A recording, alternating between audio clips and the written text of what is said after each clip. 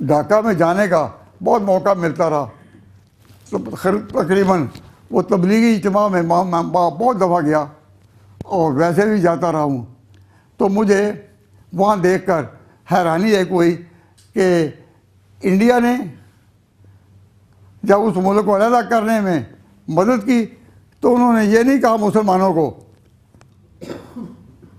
یہ نہیں کہا کہ تم اپنی مسجدوں سے نکل جاؤ، توڑ دو مسجدوں کو، ان کا تم اپنے عقیدے پر رہو، لیکن مسجدوں کے اوپر یہ عربی اردو میں نہیں لکھنا کہ یہ جامع مسجد ہے، لکھو تو بنگلہ میں۔ تمہارے مدرسے بھی رہیں دینی، لیکن نام ان کا لکھنا تو ان بنگلہ میں۔ زبان کی وفاداری تم کرو، تمہارا ملک پاکستان سے ہم بچائے رکھیں گے۔ چنانچہ بڑے بڑے مدارس میں گیا ہوں، درس بھی وہاں دیے ہیں، لیکن انہوں نے ہر جگہ یہی دیکھا کہ زبان بدلی گئی، عربی اردو کی بجائے یہ لفظ بنگلہ میں لکھے ہوئے ہیں۔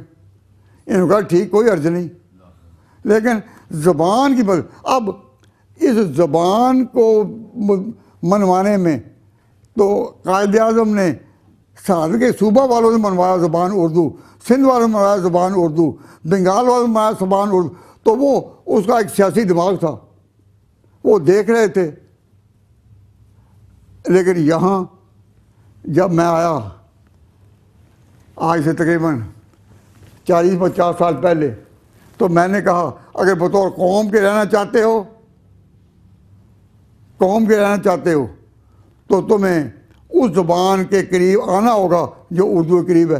اب انڈیا نے بنگلہ والوں کی تو زبان بدل کر رکھ دی، لیکن دہلی کی زبان اب بھی اردو ہے، لکھنؤ کی زبان اب بھی اردو ہے۔